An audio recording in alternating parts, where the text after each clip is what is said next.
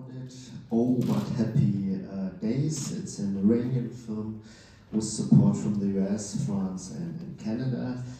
And I'm very happy that Homayoun, the director, is.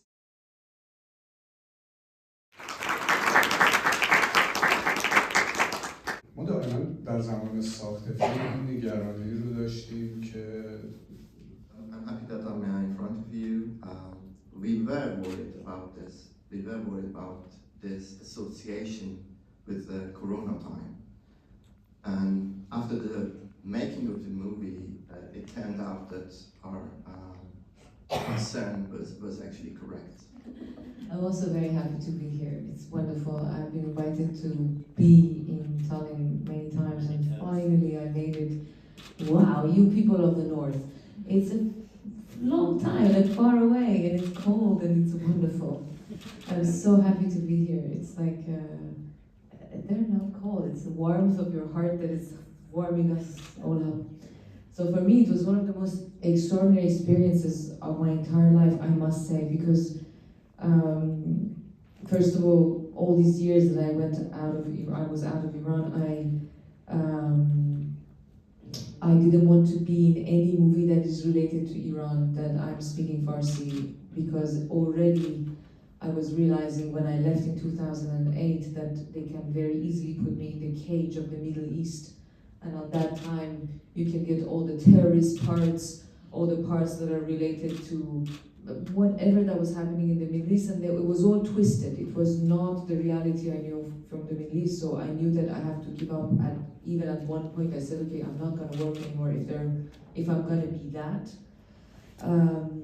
So I was avoiding being related in any possible way to Iran. And of course, after reading Lolita in Tehran, that was also another story, how I ended up doing that movie, because I was sure they cannot find money for it. I said yes, and then they found money and I was stuck. That is how I did that movie, and I didn't know how to say no, and it was one of the biggest gifts of my life.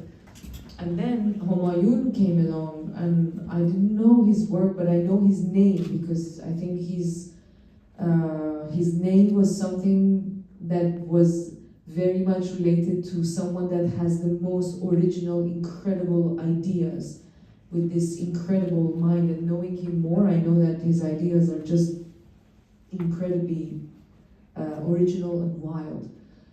And he came along, and I was like, I'm not gonna do another movie in Farsi, and I don't know. And the only thing that was really triggering was that we were gonna be in the same screen with Ali Nasirian, Peyman Moadi, Navid Mohammadzadeh, and Shirin Eshad. And from all these four people, me and Shirin, we live outside of Iran, and the other three live inside Iran.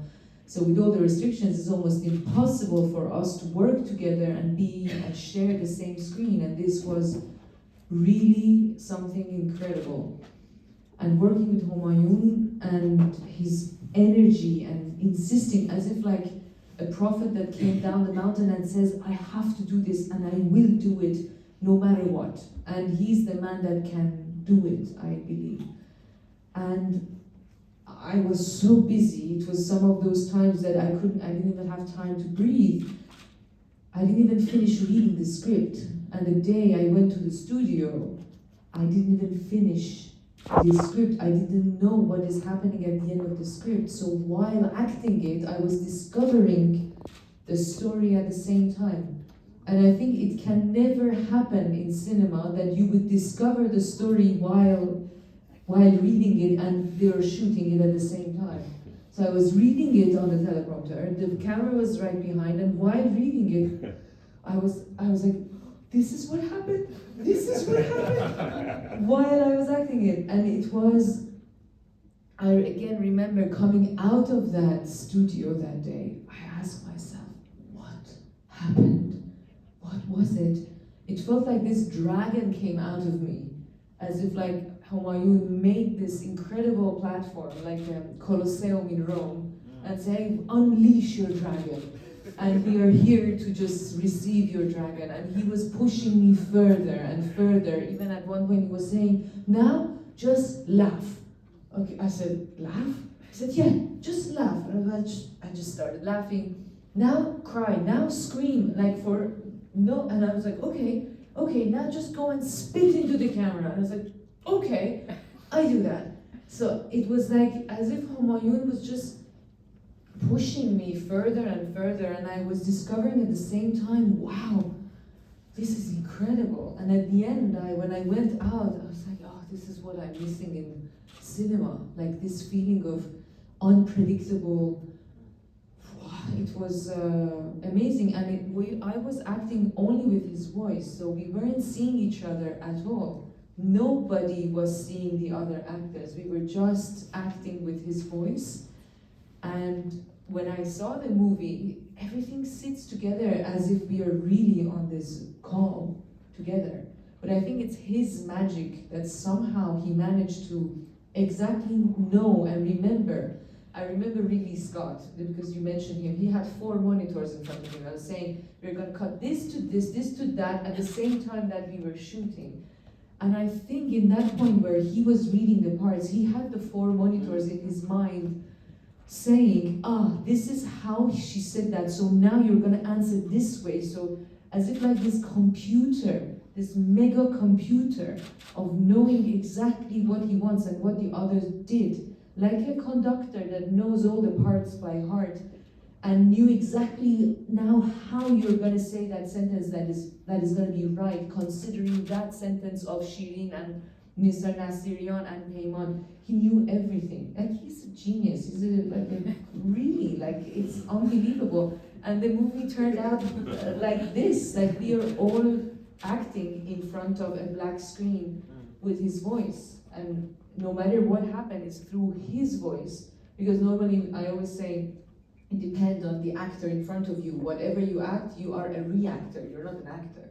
In this case, he was actually the action that was coming, and we were all reacting to his voice. And of course, the camera, which is actually the best partner, I think. And it was one of the most incredible experiences of my life, I must say. Applause.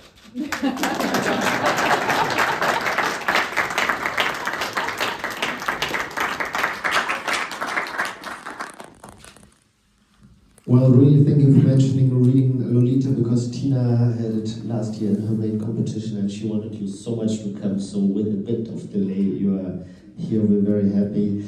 What you're saying right now, that reminds me a little bit of the story that I read about Hitchcock, and setting up the critics book. I always said I want to follow up this idea of the nouvelle vague, of Truffaut especially, doing this book about Hitchcock, how did you do it, Mr. Hitchcock, and Hitchcock being a person coming to the set, knew even for the first day of shooting how the finished film will look like. Yeah, apparently, I mean, it's kind of a legend. He had the whole film in his head, Homayoun. So you had everything figured out, right? You knew exactly from the very first frame until the end how you want this to look like, right? Because this is... It's funny that sometimes some projects we embody them when we act in them. Like for me, Lolita was like that. We embody, and our body is in that experience. And then when the festivals happen, when the interviews happens, then we bring that embodiment into intellectualization. So we intellectualize what happened in our body.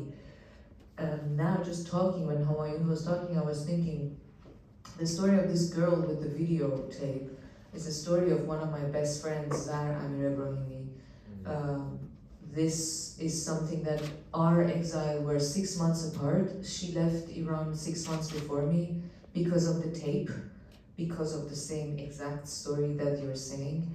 That one tape can make Kim Kardashian, one tape can make Zahra into prison, their family home confiscated. So this was something that we lived together, and because our exile was so close, as if like, I realize right now, like this dragon I was talking about, why it happened, why it came out like that, as if like I was living all that story, all that pain that she was going through, and that injustice, because it was so not just. And every migration, every exile is like, you really lose a part of your body. You lose an organ, you lose an arm, a leg, you are a handicapped soul for the rest of your life. And we were going through that decapitation together in those years of exile, and I was witnessing that. And all the malheur, like all the curses of the world were happening to us, from like the ceiling falling to the hot water exploding in our apartments. It was like, and the bureaucracy in France, you cannot believe what we went through. And on the other hand, the story of the political opponent that was executed was also something I lived. In the beginning of the revolution, so many of my father's friends, they were all executed. Not because they were in the same political party, but many people, they were executed in those years. And I was actually that little 4-year-old that we were celebrating the death and the execution of uncle this and uncle that he was executed. So I think what was happening is that I was living these two stories of Zar, my very good friend, and my background, which is this constant loss that we had, this memory of loss in generations after generations, which is somehow we are all related to it, because in Iran we have all been resisting, as Homayoun is saying, is that yes, people are going forward by their resistance, as if like the first round they lose their body parts, they lose themselves, they die, and then the next generations, they come and push forward. And this is how today we got into where women are, that they don't wear the veil anymore. It might sound absurd to you that, yeah, not wearing the veil, it doesn't sound like a big deal, but it was a big deal. Like, it was something that in Berlin 2009, when we showed about Ellie, my own friends, they weren't talking to me. For the same cause today of Mahsa, that we are the old men, they are actually standing by women. On that time in 2009, I was the one that did the wrong thing by putting that movie into danger, because I took this little veil off. I think the story, because also I know that we are in Estonia, and this part of Europe, there is some kind of resistance happening for existence. I think that you people know how it is to resist to exist. And I think human beings, we all got somewhere through this resistance and through this movie that Homayoun did. And even the fact that this festival exists is a resistance, because now this money might go to the defense and everything the world is pushing the world through, war, destruction. But what is resistance, what is construction, is culture, is art, is the fact that this festival, this very festival in Estonia, 1,300,000 people, and one of the biggest festivals in Europe exists. This is what relates us, and we breathe for that. Politicians, they tear apart, they make wars. We come here and we keep building bridges. And this is what we need the most. And the fact, if Tina is resisting to hold this festival that she created for all these years, we are also resisting with her through art and culture. You're sitting here, we are talking about art and culture, where the World War III is starting, who knows what's happening, but this is what we need in our world. And I just talked a little bit. Bravo! Bravo!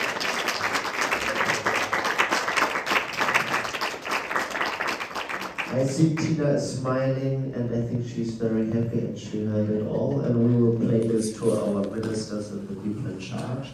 I think we should give an applause to Tina. Yes, Tina. Power of resistance. Dear audience, still I have 4 bags left. Anybody wants to dare? Yes. Mike and this. Elisa, give her some ups. If it's not a secret, how do you approach your character development? And do you usually build your characters from inside out, so from the emotional side, or from the outside circumstances and environment and everything? Thank you. you know, Rumi says if the bamboo becomes a flute, that the melody can comes through, it's because the bamboo is empty. And if the bamboo was filled with things, no melody would come through. I worked with this director, Ahmadinejad, when I was 17 years old, and he was only working with non-actors. And the way he was actually working with them is that he wasn't giving them the script. And he was putting them as if every scene was a short movie. You didn't need to know the before and the after, but that very moment of what was happening. I would say the method I use, from again intellectualization through interviews, because I didn't know, I was just embodying this, is basically I try to be empty, to channel the feeling and the emotions of that character in that very moment. That's why I don't agree that actors, they lie or they tell stories. It's the absolute truth. If there is one absolute truth that exists, is the truth of the character in that moment that is being acted. Because that feeling, that emotion is the absolute truth of that character. And the less ego you put in, the more pure it becomes for me. I think that's why also in this experience that I did with Homayoun, my ego and my mind was completely shut down because I didn't read the script. I didn't have time to process how am I gonna react? What am I? This I wasn't there. I was just reading the script at the same time acting it. I was completely empty. That's the way I actually proceed to some characters, and sometimes in some movies it's just pure technique, because it becomes like you just know something, you know how to wipe the floor, you know how to wipe the floor. Yes, it's just memory, you know, it just becomes quite mechanical. And that's why experiences like this is really incredibly incredible, because you have never did a movie where you are actually discovering the story while acting it. It's almost impossible to do that, because it's only possible when you're reading it and the movie is happening. So this is the only time I think any actor experienced something like that. I had the chance to do that, really. I'm very thankful. Wow, incredible. Thank you.